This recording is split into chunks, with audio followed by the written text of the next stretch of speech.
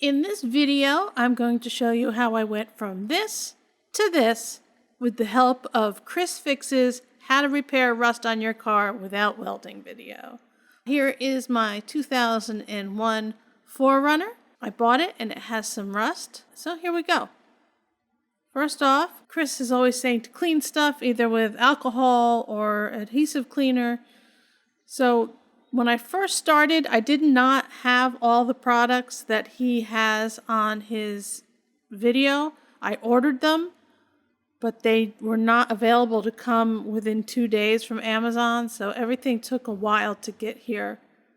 We kind of live in the middle of nowhere, so a lot of these things are only available if I get them on Amazon.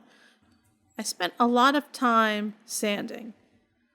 Most of the work you see here is just sanding, and it was difficult. There's little nooks and crannies of rust. I tried very hard to get in there. Used a butter knife wrapped in sandpaper. I used tools. I used everything we had to get the rust off.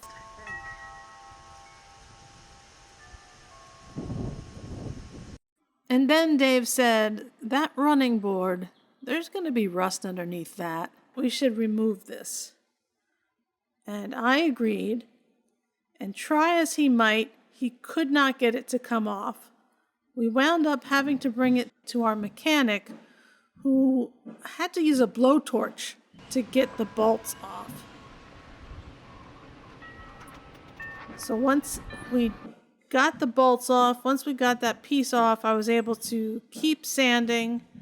I sanded in the front and the back, just like Chris told me to. And finally the products arrived, and I was good to go on all of the steps.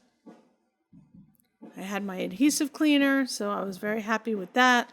I wiped everything down all the time because he said to do that. So we live in the middle of the woods. There are always critters crawling around. Can you rescue him? Yeah. We have to save them when we can. So this is the step where Chris said you should really indent the part you're working on so the filler doesn't come up too high. And I thought that was sound advice, so there I was doing it. Because I also was of the mind that if I messed this up, I wouldn't be able to shut my door. Here we go. This is for just the back. So first we've got the rust converter aerosol. And I guess that takes any rust that I did not manage to reach by sanding, and it turns it into something else. It converts it somehow. I'm not certain. But I used it. I used it in the back. I did not use it in the front. He did not use it in the front in his video. So this is the rubberized undercoating that helps protect from rocks, I guess, nicking your undercarriage and then causing rust. I was not a pro at putting that on. It kind of got everywhere and is pretty gloopy, but I managed to clean it up pretty good. Oh, so this is me with my behind-the-scenes cam. I shoved my phone under there because I wanted to make sure that I got good coverage. And as you can see, it looks like I did pretty good.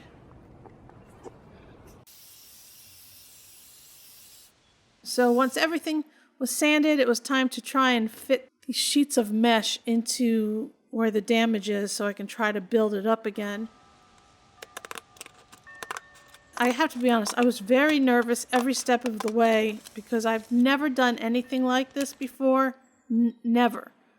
So I was pretty confident that I was going to screw it up royally at some point. The mesh fits right in between those two pieces of metal there on the car in both places, so I was very excited about that. Looks good, looks like it should.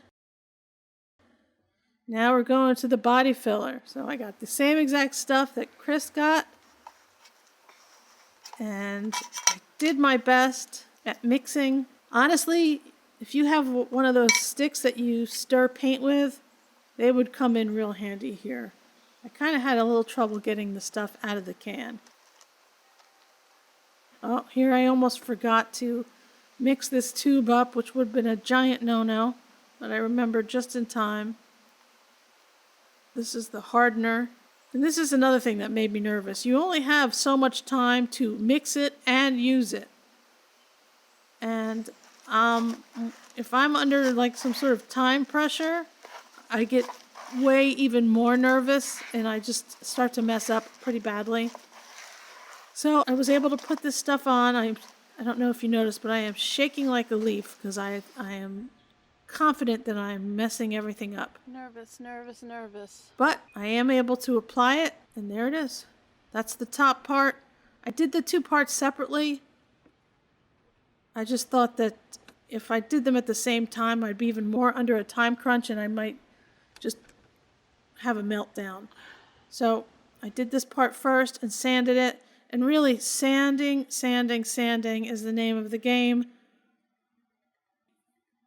You really need a respirator. I used a mask, which is stupid because I have asthma and I really should have protected myself better.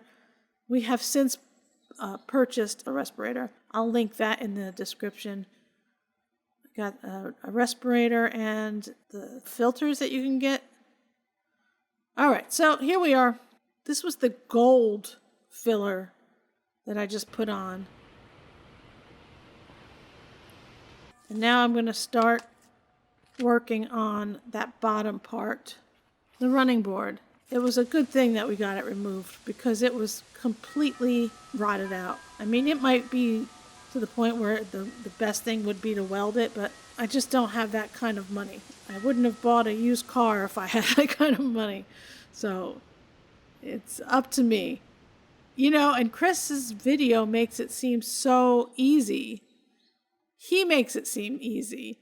For me, it wasn't all that easy. But I noticed now that I built it up, but oh, look, there I am, shaky. Just call me shaky. Freaking out. I'm just totally nervous and shaky. But I hadn't built up the inside edge very well, and it looked like poop. So I went back and tried to create a more even inside edge. It's not perfect. It never gets perfect, but it's way better than it was. I could not leave it like that. So more sanding. But look at all these particles in the air. Yeah, regular mask is going to be useless. Well, you know what? I don't want to say it's useless. It's better than nothing, but it's not the real deal. It's not going to help you so much. It was so much sanding. My hands were beginning to hurt. And I had to stop a lot. So in his video, I think he does everything in the first day, and then a couple days later, he finishes up. This whole thing took me quite a bit longer than that. You know, we had to stop because we had to get that piece removed. We had to stop because I had to wait for my items to come in from Amazon.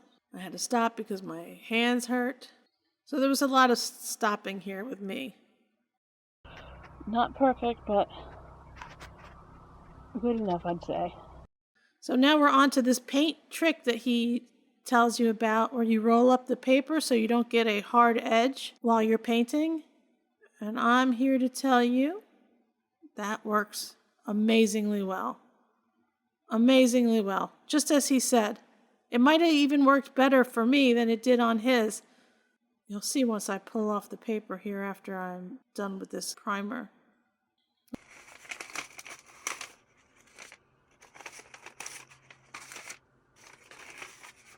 Look at that. It's nice and feathered. And the door shuts. That's the best part. So now we're ready for painting. I was a little nervous about this step, but honestly, it wasn't that hard. The painting wasn't so hard. The clear coat wasn't so hard. The next part where you have to wait for it to cure, I think I waited 3 or 4 days.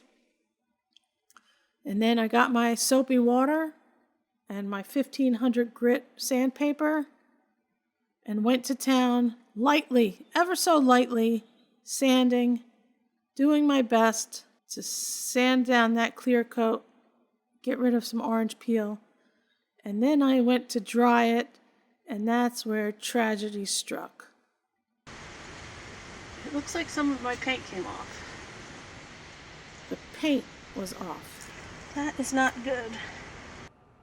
So after the 1500, the paint came off. So I'm going to have to wing it a little bit right now. I'm bummed out, but I'm going to have to persevere. So I wound up repainting, making sure to cover those edges up with a light coat.